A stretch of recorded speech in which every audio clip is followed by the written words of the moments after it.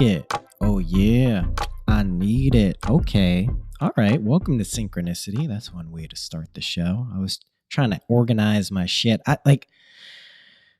don't know what you guys use Twitter for. Do you use Twitter? I use it, and it's kind of just stream of consciousness, quite literally. So I realized later in the week when I have all these notes for solo casts and questions from people, and I was like, oh, my Twitter, I should probably go through that. So I was literally pulling it up, and then I was like, oh, I just got to do the intro, and the music was coming on. So today's episode, we'll see what I actually title it. I know we're going to deal with forgiveness. I know we're going to deal with acceptance. I know we're going to deal with attachment and non-attachment, and I know we're going to deal with power. What else are we going to deal with? There's something else. Oh, Icaros. Oh, turning everything into a song. That's what it is. All right, we're going to get to all that under the umbrella of turning everything into a song. There it is. That's what I remembered. Okay, so I don't know how many of you have done ayahuasca. I have not. Everyone I know has. My 3.5-month-old son Gabriel has done ayahuasca, which is like, I just look like a super fucking nerd. Like, I haven't done it. And if anyone is actually thinking that he's done ayahuasca and they're like, what the fuck you. Of course I'm not giving him ayahuasca. He only gets LSD. So basically, everyone, if you've done ayahuasca, you know there's a shaman Dave, maybe. But whoever is singing an Icaro, right? These songs they pluck from the ethereal dreamtime space. Well, here's the truth, my friend. You're constantly singing yourself Icaros. You're constantly singing yourself songs of the divine. If you listen closely, you can actually hear it. If you're able to actually express it in this world, it doesn't even need to be a song. It could be anything. It could be whatever creative modality. You're just expressing the truest and deepest part of yourself. So how do we get there? What is the strategy for recognizing? We want to, like, that sounds awesome. I have magic songs inside of me. Well, you have every thought, every pattern, every habit, every emotion that you're familiar with and comes up has its own resonance, has its own frequency. And if you're in like a resonance, like if you think like maybe you're depressed or something, like your song probably sounds like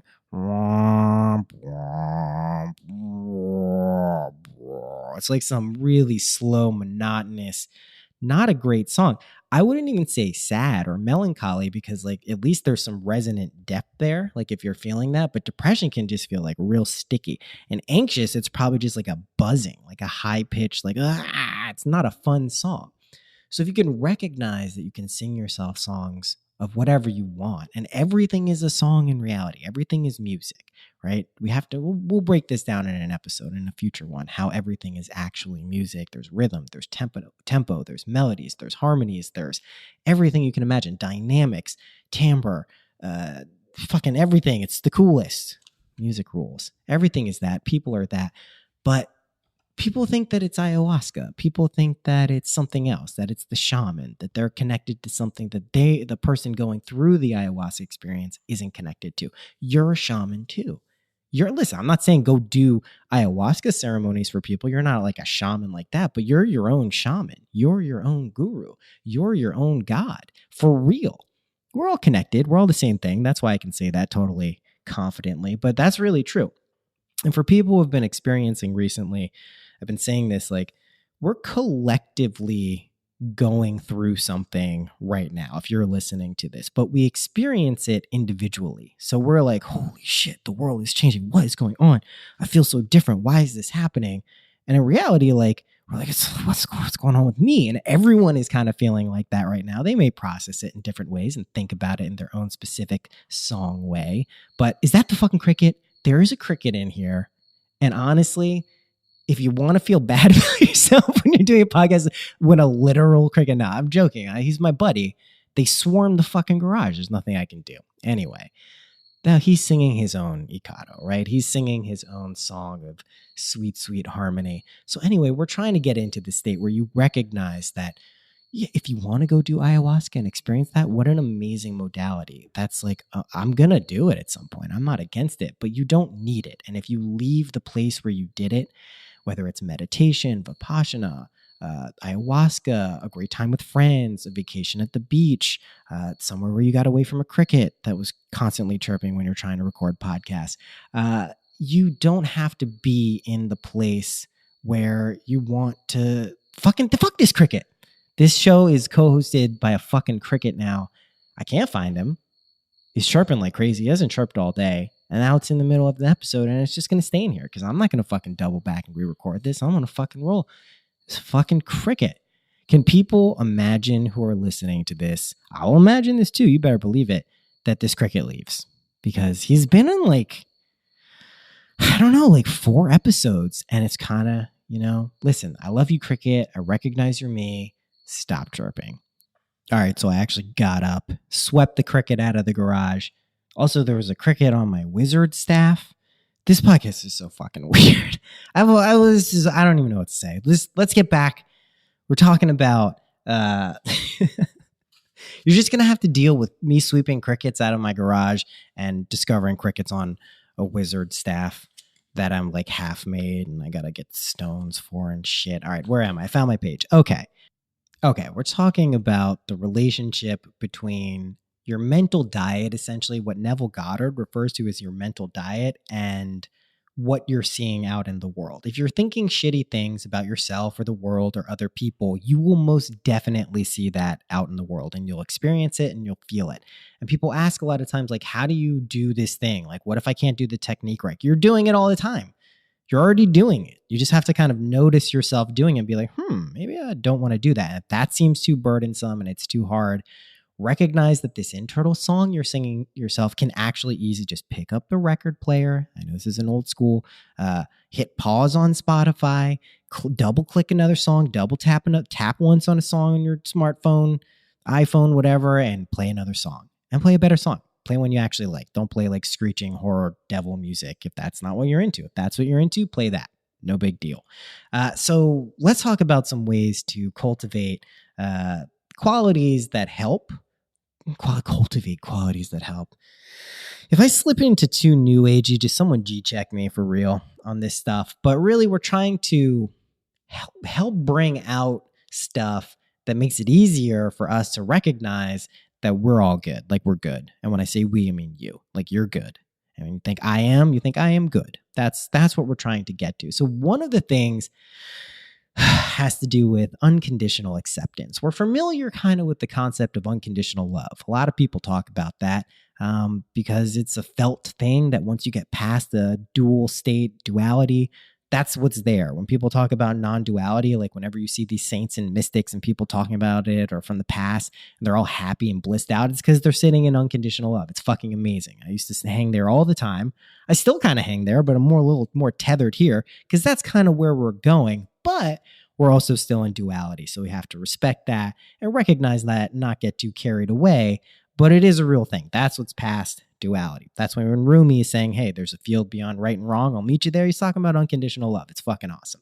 But unconditional acceptance is a little bit different. Yes, it's unconditional love in a way, but excuse me, what it really is just saying to yourself, hey, whatever comes up, whatever desire comes up, whatever thing comes up in my life, whatever I feel, I'm just going to accept that. And it doesn't mean you have to stay with it. You don't have to, like, if a negative feeling comes up, you don't say, oh, I accept this and I'm just going to stay like this. You just let it come up.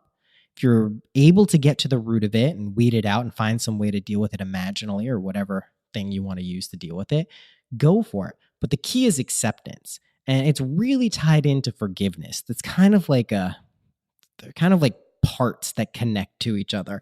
And forgiveness can be tough. There are people in our lives who have done shitty things objectively. You know it. I know it's just shitty things.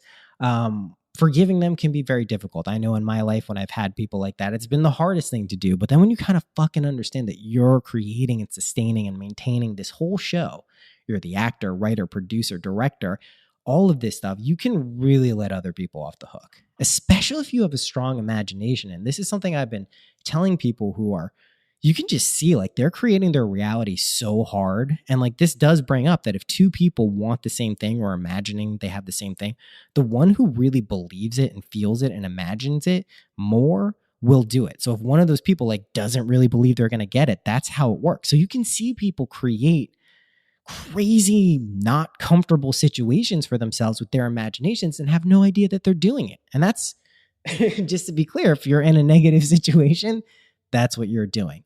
And yes, if you open this up to the entire world, you will begin to see that there's suffering out there, but you can be the person who actually changes that if you want to. I spoke about this a little bit before, so we're not going to get too much into a tangent about the objective suffering that exists in the world. Let's start with us, man. Stabilize your shit first, then put on your oxygen first, and then we'll go help the starving kids and all the fucked up shit that happens in the world and the homeless people, all that shit. We're going to do it. Don't worry. I'm not forgetting about it. So let's talk about attachment. This is a alchemical secret here.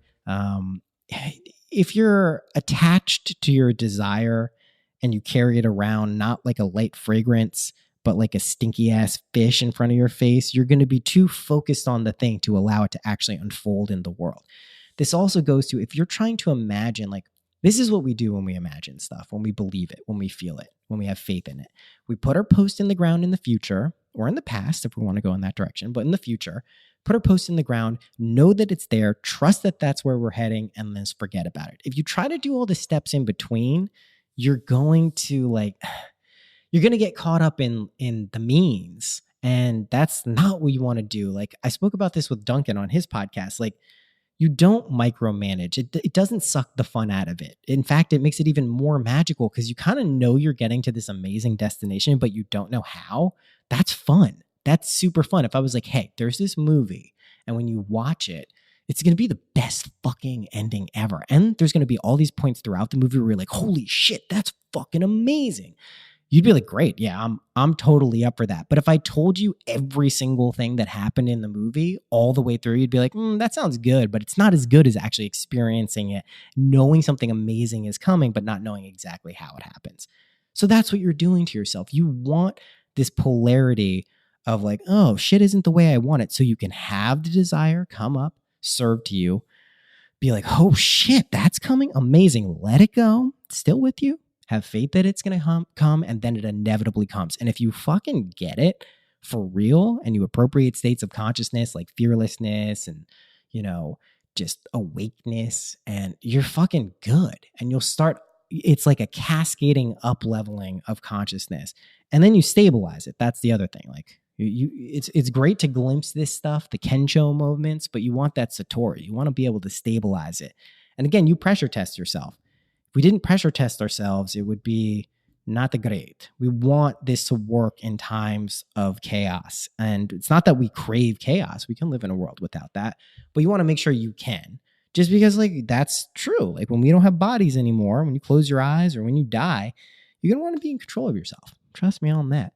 So forgiveness and non-attachment are also very much related. When we forgive ourselves or other people, we're cutting that cord that kind of ties us and binds us to them. And so people wonder, how do I get out of these relationships, or with narcissistic people or toxic people or fucked up shit, or just whatever's going on, or just someone you can't stop looking at on Instagram. It's cut the fucking cord. Stop comparing yourself, looking at yourself, negatively through their eyes. They're just a mirror. It's just how you're looking at through yourself. But just cut the fucking cord. Recognize it's you. Work on your own shit. Set your own destinations. Sing your own Icaros. Do your own mental diet on shit that you like, and you automatically will heal that relationship. It's automatic. It unfolds naturally. This is true. I went through many, many, many years of kind of understanding this and not fully getting it, but having had experienced it for a long period of time and not getting it, and then forgetting it, and then thinking I went crazy, and then knowing it kind of wasn't crazy. Once you get it and stabilize it and do it yourself and prove it to yourself that it's actually you empirically test it. If this is real, you have to be able to empirically test it. And again, what I'm essentially saying is you are God, right? Any metaphysical or alchemical or anything that has to do with a divine source, that's you. That is absolutely you. It's I and I. It's the Rastafarianism thing. It's big I and little I. Big I God, little I Noah. that is how you work. That is how your world works. If you start playing around with these techniques that I'm just dishing out and are available pretty much everywhere in a lot of different ways, you will see this is how it works. A lot of people use these techniques without not so much feedback I get is like, holy shit, no, I've been doing this my whole life, but I didn't understand that this is how it actually worked. It's like, yeah, me too. It's what everyone's doing. So when you wake up to that and have that kind of aha moment, that's the time to start bringing in these other, I don't know, helpers, friends. So once we kind of get into non-attachment, which isn't detaching, it's just non-attachment. You're not, you know what, cut the cord, it's all good. Do whatever you want. Once we really get good at forgiving other people and ourselves, and I know it can be hard. People sometimes are so annoying, and sometimes we're so annoying. Just forgive yourself. Forgive other people. It's fucking great. It's like all the weights are just, poof, I don't have to deal with that anymore. And like what we're really doing here is making everything a fun song. So all the songs we're singing internally are fucking awesome. All the songs we're singing externally are fucking awesome. Like that's what we're doing. So that's important. Now let's talk about power, because people shy away from power and I think freak themselves out a little bit with power, right? And yes, with great power comes great responsibility. It's pretty much all the responsibility, but you get all of the power. But if you're smart, like there's this episode of Star Trek, The Next Generation. It's one of my favorite shows. If you haven't been listening to the podcast, you don't know that. Jean-Luc Picard, Data, the fucking Worf, Beverly Crusher, smokes a lot of weed. Shit's the best. But anyway, there's this episode where they find this alien race, and they're so powerful. These beings are so powerful, and they're in this feud with this other race of beings, and it's like a big ass war. Like people are dying, and it's fucked up. But one of the races of people has the ability to basically control space and time and everything, like everything in that dimensional reality where we are here. And so at one point, like the other alien race does some fucked up shit, like really fucked ups. And the aliens with the powers get so mad, he wipes them and every trace of their history and everything out of existence. And Picard is like, yo, what the fuck? Dude, like he's like, I got so mad, and like he felt terrible, and that shame and guilt and things that he was holding on to was just a reflection of him not being able to control this immense power. So the reason power comes after non-attachment, forgiveness, unconditional acceptance and unconditional love is because you want to build up those muscles before you start flexing your power muscles. And you see people flex power muscles all the time. Donald Trump, really rich people. And like you see what happens to them. They just get too caught up in their own shit and they flex these power muscles, but they don't have these other qualities kind of like mastered. And they just collapse their dreams into nightmares and they have to play it out on a public stage and they look like fucking assholes. And who knows if they actually feel like assholes, but like, clearly there's a perception that they wish they wouldn't have looked a certain way. And again, it's their own and our own projections of who they are when those things happen. So that's why we don't judge those people. But this is what happens with power sometimes. And people say, oh, power is corrupting. It's corrupting. Well, if you don't know how to stabilize your own shit and recognize good intentions and aspirations, yeah, it's fucking corrupting. Because then you haven't dealt with that shit, your shadow stuff that like hasn't, and like it's not even that it's wrong. It's going to teach you something and teach other people something. So it's not that it's wrong. It's actually perfect. But the operative law here is it's going to probably not be comfortable for you. So power. What do you do with all the power in the universe? What would you do? Well, you have it. So what do you want to do? You start working on, I think, your base level reality. That's where most people start. Get your money, your love, your creative expression, your family, all of that stuff really like stabilized. And granted, we live in a world that, it can feel pretty tenuous. It can feel like pretty unstable. Anything can happen at any time. But you can get to a place of comfort. You can get to a place of fearlessness. Trust me on that. Give it a shot. Imagine that. But when you get there, you start focusing in kind of tiered levels of goals. So you could be like, all right, I want to reach these goals career-wise. I want to, creatively reach these goals. And that's kind of your base level, layer one individual goals. Then you have your collaborative goals. Oh, well, I'd like to help this person with that or work together with these people to do that. And that's your second level. And then you kind of get to a third level. And the third level is like, well, let's identify problems around the world that we could maybe alleviate or make a little bit better, especially if we know our imaginations create reality. Like, why don't we do that? So what I would recommend, and I don't consciously write this down or think about it, but I've caught myself doing this, is I do have different things and destinations that are based kind of starting with me, and then like in the same way you do a meta meditation where you then expand to people like close friends and then other people and then the world, like you do that. But you set firm goals related to those things or firm imaginary acts that you feel and believe. And then you use kind of like a meta meditation, this unconditional love, may all beings be safe, happy. But you say, I am safe, I am happy. Do it for yourself first. And then we can actually start hitting those goals and achieving them. And it's magical. I've already seen this happen just in like condensed periods of time, like days and weeks and months and stuff like that.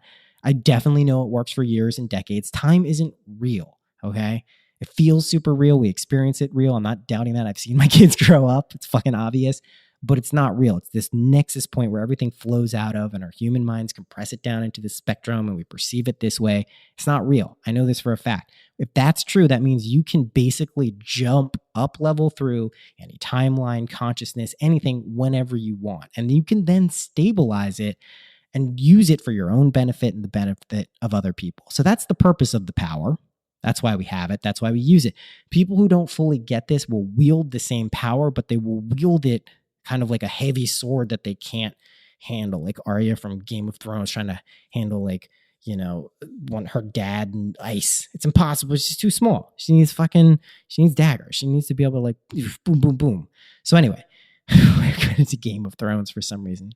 But yeah, that's it. Basically, power is there. You have it. You have it all. Truthfully, you have it fucking all. How cool is that shit? I'm not even making this up. I know it for a fucking fact, right?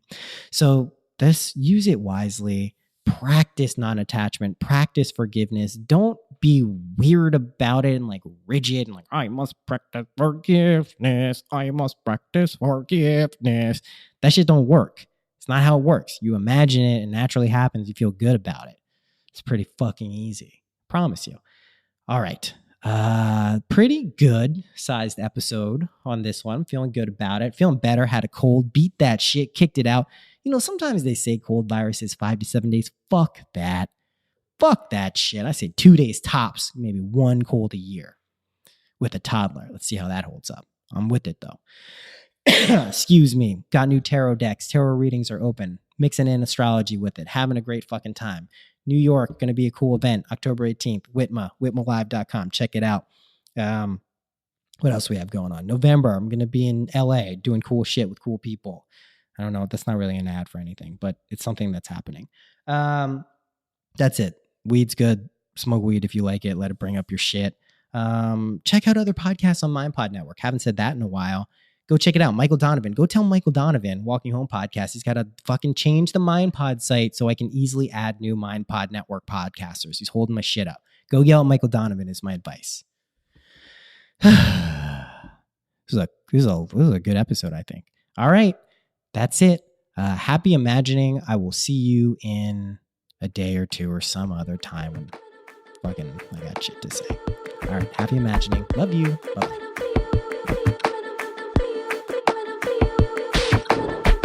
Coming down, you stabilize it with the 7s from the heaven when the 6s from the head, man. 666. Devil in the house, Capricorn with your horn. Don't be with any doubt, man. Coming down, you stabilize it with the 7s from the heaven when the 6s from the head, man. 666. Devil in the house, Capricorn with your horn. Don't be with any doubt, man. Sequence of 12 make you think twice, man. Think about your life and think about it double time. When you go down, we'll break it down. I'll make you see what I'm talking about. Now we go. Start with number 12, dodecahedron. You know